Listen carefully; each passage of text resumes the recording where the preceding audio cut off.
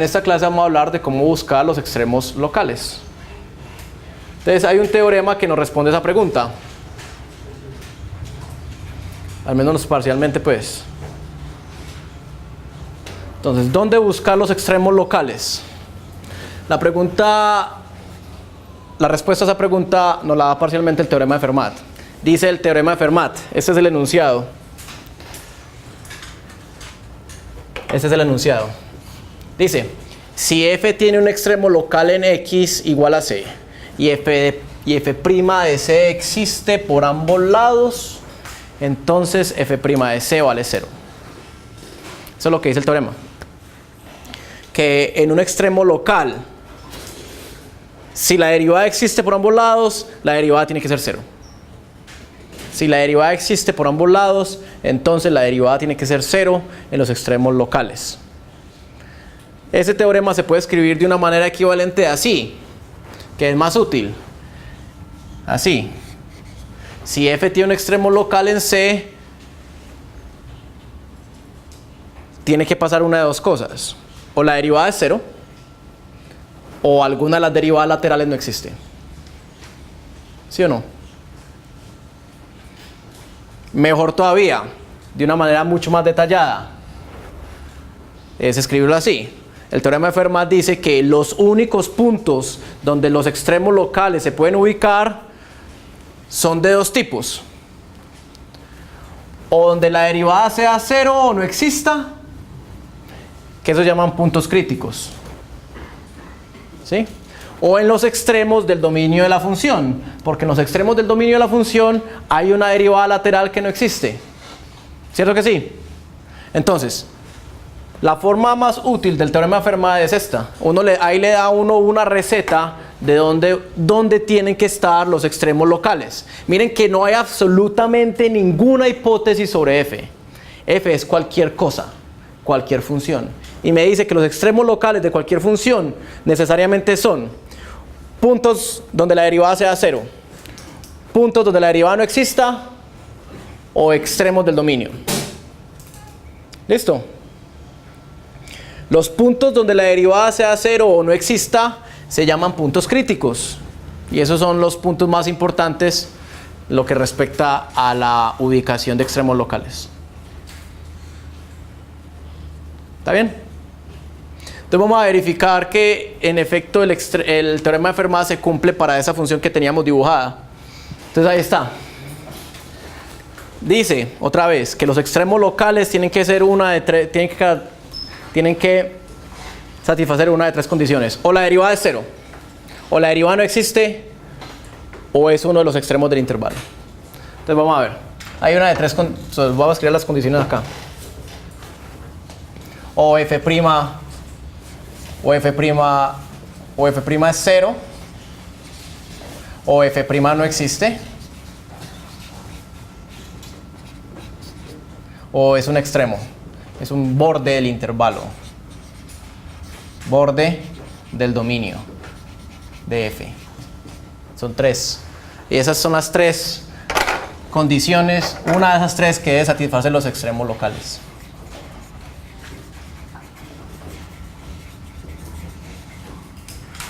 ¿Listo? Entonces vamos a buscarlos. Acá hay un extremo local. Es un extremo local. Es un borde del dominio. Ahí la derivada por la izquierda no existe. Acá hay un extremo local. Todos estos son extremos locales. En esos puntos la derivada es 0. ¿Sí? Este de la esquina es un extremo local. La derivada no existe. Me satisface la 2. Este de acá es un extremo local. La derivada no existe. Me satisface la condición 2. Esto no es un extremo local. Este es un extremo local, de los más facilitos, de los más ordinarios. La derivada es 0. Acá hay otro extremo local, donde la derivada es 0. Este es un extremo local. Ahí la derivada no existe. ¿Sí? La función no es continua. Este es un extremo local y la derivada no existe. Este es un extremo local donde la derivada es 0. Acá no hay extremo local. Si esto fuera un intervalo cerrado, sí habría un extremo local, pero el intervalo es abierto, entonces no hay extremo local. ¿Listo? Desde el teorema de Fermat se cumple para todo ese tipo de extremos locales que vimos en la otra función. Ok, muy bien. Ahora, la siguiente pregunta es más importante todavía. La siguiente pregunta es, listo, si yo ya ubiqué los extremos locales, ¿cómo saber si esos extremos locales son máximos o mínimos? Entonces la pregunta que sigue es, listo, yo ya ubiqué los extremos locales, son los puntos críticos o los bordes del dominio de la función. ¿Cómo hago yo para saber si un extremo local es un máximo local o un mínimo local? Entonces hay dos formas, al menos dos formas. Son formas muy básicas. Una es la prueba de la primera derivada, que simplemente usa la primera derivada para saber si un extremo local es un máximo o un mínimo. Lo que dice es algo muy sencillo. Lo que dice es algo muy elemental. Dice lo siguiente.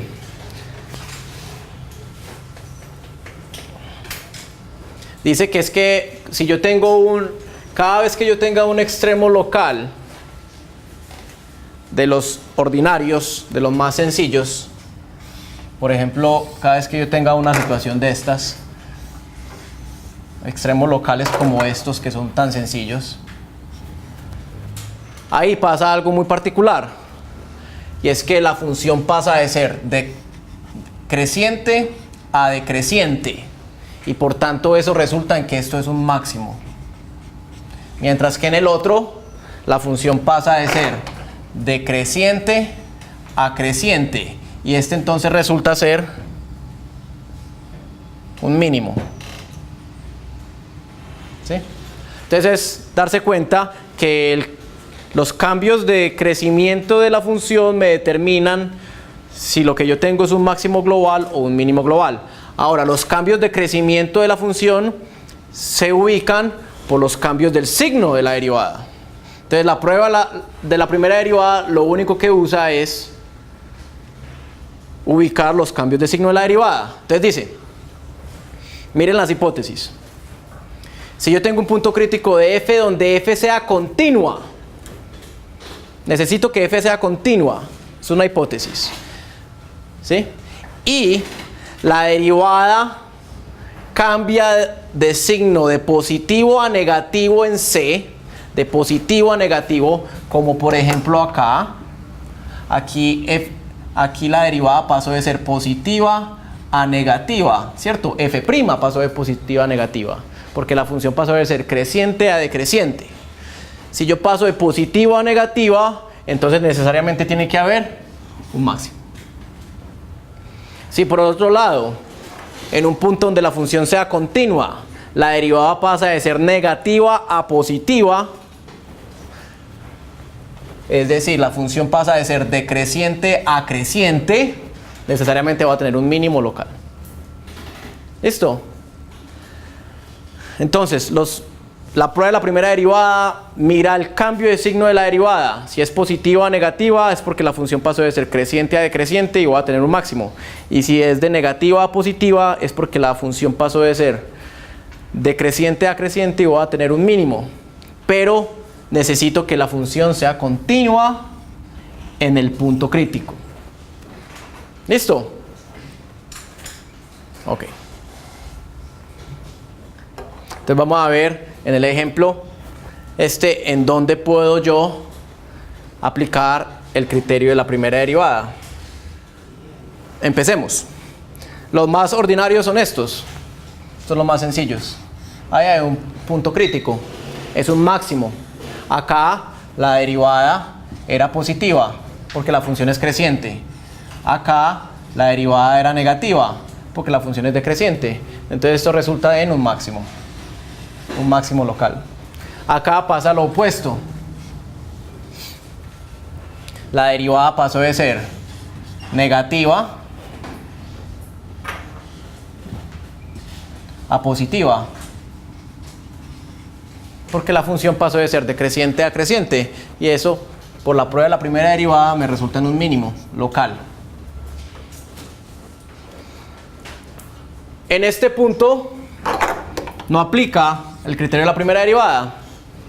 ¿sí? Porque la derivada no pasa de ser nada a nada, porque no hay nadie a la izquierda del punto crítico. No quiere decir que no haya un punto crítico, ni un máximo global, ni un máximo local, ni un mínimo local. Simplemente el criterio de la primera derivada no me dice nada ahí. En estos, el criterio de la primera derivada tampoco me dice nada. En ninguno de esos puntos, aunque son todos máximos y mínimos locales, la primera derivada no me dice nada porque es que en ninguno de esos puntos la derivada cambia de signo. ¿Cierto? Simplemente la derivada es igual a 0, no cambia de signo. En este punto, de hecho, el criterio de la derivada no puede aplicar porque la función no es continua. ¿Cierto? Y de hecho, eso es interesante porque miren que a la izquierda de ese punto, la derivada es ¿qué? Positiva. Porque la función es creciente. A la derecha del punto, la derivada es negativa, porque la función es decreciente. Entonces, si yo aplicara el criterio de la primera derivada, me diría que hay un máximo, porque la función pasó de ser creciente a decreciente, y no hay un máximo, hay un mínimo. Por eso es que necesito la hipótesis de continuidad, porque ahí hay un ejemplo donde la derivada cambia de positiva a negativa, pero aún así tengo un mínimo, ¿sí? Pero no aplica el criterio de la primera derivada, porque la función no es continua. Pregunta, ¿acá aplica el criterio de la primera derivada?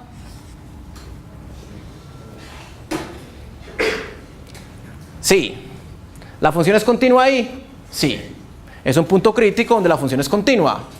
De hecho, la derivada pasa de ser negativa antes a positiva después, y por tanto esto es un mínimo local. Similarmente acá también aplica el criterio de la primera derivada, la función pasa de ser creciente a decreciente y me da un máximo local. ¿Listo? Hay otra forma de determinar si un extremo local es un máximo o un mínimo local, y es usando la segunda derivada, y es de una manera más o menos obvia, pero más restrictiva todavía. ¿Sí? Miren que para la primera derivada necesitamos que f fuera continua para poder aplicar el criterio de la primera derivada. En el criterio de la segunda derivada,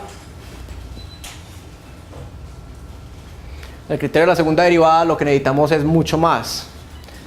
Dice, si yo tengo un punto crítico, pero que es un punto crítico porque la derivada es 0, o sea, automáticamente necesito que la derivada exista en el punto crítico. Y además, la función es 2 veces diferenciable en el punto crítico, entonces puedo aplicar el siguiente criterio. Si la segunda derivada es positiva, entonces voy a tener un mínimo. Si la segunda derivada es negativa, entonces voy a tener un máximo. ¿Sí? ¿Y eso por qué es cierto? Una razón muy elemental. Es que la segunda derivada, el signo de la segunda derivada me da información sobre la concavidad. ¿Sí o no? Entonces, por ejemplo,